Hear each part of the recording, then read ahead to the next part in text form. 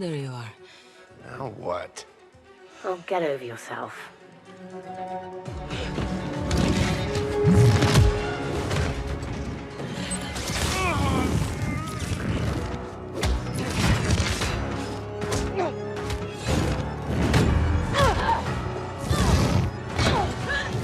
Stay out of my way.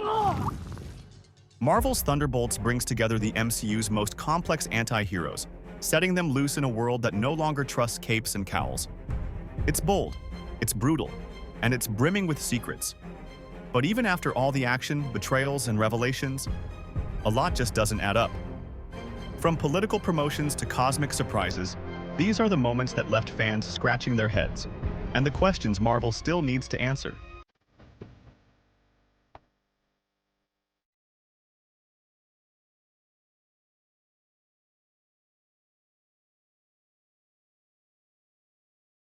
Number 10.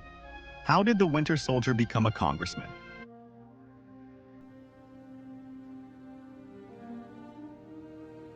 Steve made a mistake.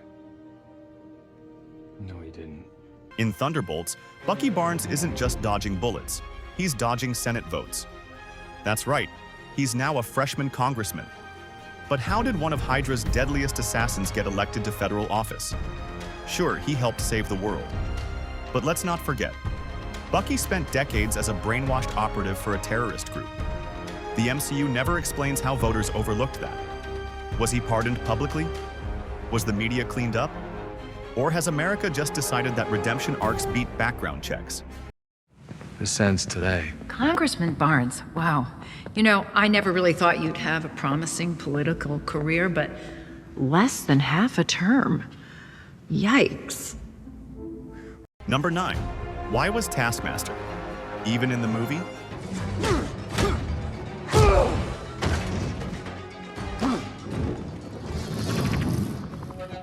Taskmaster is back, but only briefly. Olga Kurilenko's version of the character shows up just long enough to be ambushed and killed by Ghost. And then, that's it. No arc, no redemption, no purpose. Her role could have been filled by a nameless guard, and it wouldn't have changed a single frame of the film. So why bring her back at all? Was it to tie up a loose end from Black Widow? Or just a flashy name on the cast list? This feels less like storytelling and more like Marvel cleaning house. And it robs Taskmaster of the potential many fans saw in her after her mysterious debut.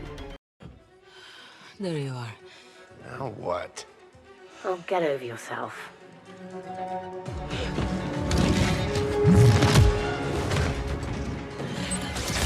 Number 8. How does Thunderbolts fit with Daredevil? Born Again? Assignment is... Oh wait, hang on.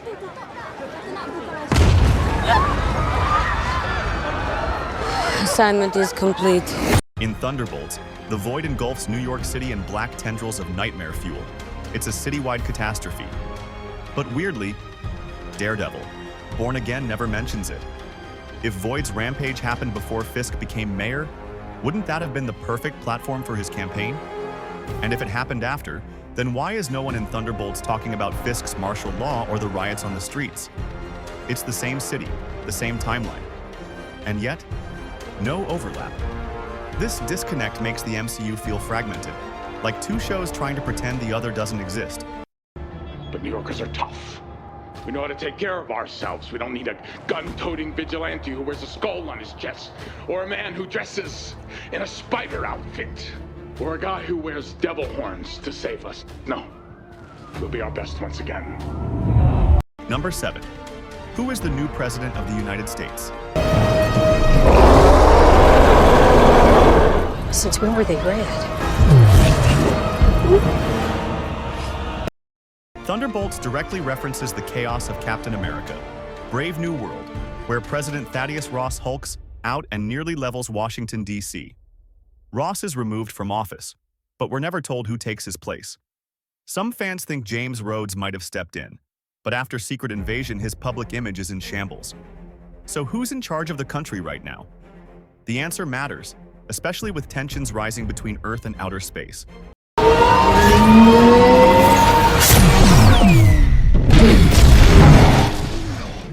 Number 6. Who is Mel, really? Actually a dream come true. It's really crazy. Well, so we know you're bringing a new character to the MCU, Mel. If a fan asked, who's Mel, how would you describe her in maybe a sentence or two? I would say Mel is Valentina's assistant. She's very hardworking. She's very savvy, but she doesn't really know what she's signing up for, you know? She's awkward. She's loyal. She's constantly side-eyeing Valentina. Geraldine Viswanathan's Mel might seem like comic relief, but there's more going on here. Her name? Possibly short for Melissa. Her necklace? A subtle bird-shaped pendant. That's a huge red flag for comic fans. Melissa Gold, aka Songbird, is a major Thunderbolts member. If Mel is Melissa Gold, then her true transformation is still ahead. And Marvel is playing a very long game. Each other. Okay, that was really good. We are the Thunderbolts! Can't call ourselves that. God, thank you. Number 5. What is O.X.E, and why haven't we heard of it before? Sure you're really ready for that public-facing role you asked me about? Eat shit, Valentina. Where's Bob? Look at you.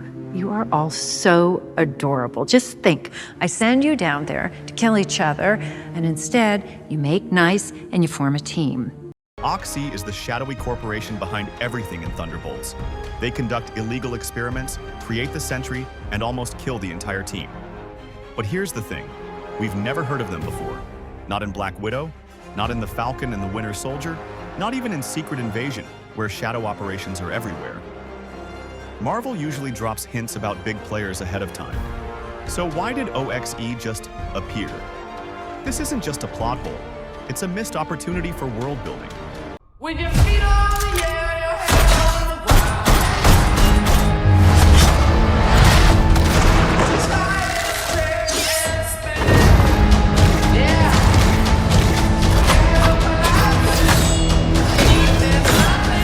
Number 4. How did O.X.E create the Sentry? The Sentry has the power of 1 million exploding suns. He's Marvel's most unstable powerhouse. But Thunderbolts never explains how he got that way. Did O.X.E use gamma radiation, celestial tech, leftover super soldier serum? We get nothing. Just vague talk about human trials and accelerated results. Sentry's origin should be a huge deal. But instead, it's a background detail, sacrificed for pacing, when it could have made the MCU more mythic and terrifying.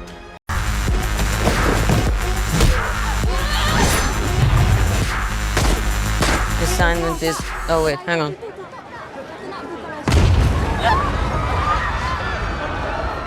Assignment is complete. Number 3. Why did Sam Wilson take the new Avengers debut? So personally? On me! Come and get me!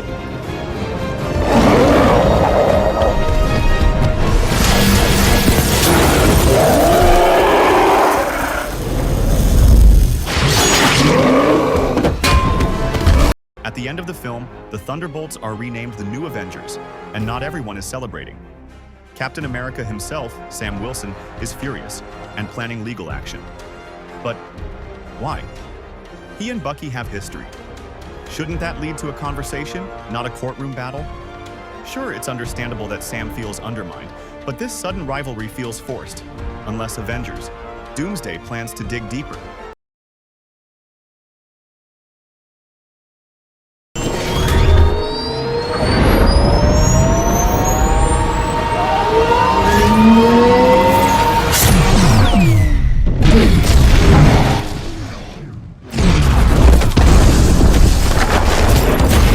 Number 2, what is going on in outer space?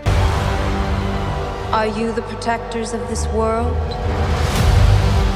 Yes, we are. Your planet is now marked for death. In the second post-credit scene, Yelena drops a bombshell. Something strange is happening in space. No one on their team can fly. No one knows what's coming. This is clearly setting up Avengers, Doomsday. But the lack of context makes the scene feel hollow. Is this a Kree invasion? A multiversal collision?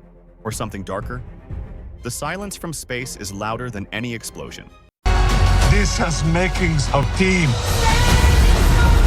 that can rise to glory. Oh, a debt Number to these 1. intrepid How souls. did the Fantastic Four While arrive we in can the never MCU? repay them.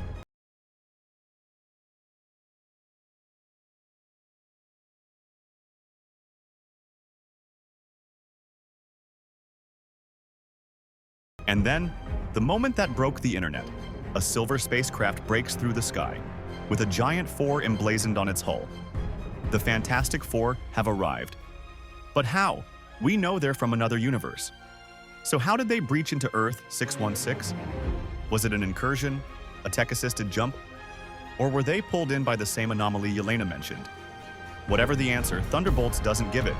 It just leaves us staring upward, asking the biggest question of all.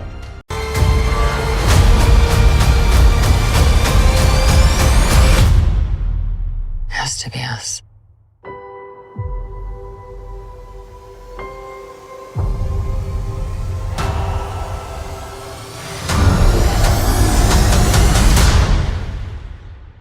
We will protect you.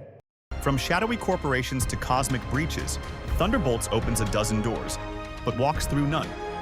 What did you find confusing? What answers are you hoping for in Avengers? Doomsday or Fantastic Four? First steps? Drop your theories in the comments. And remember, Marvel's thunder is only just beginning to rumble.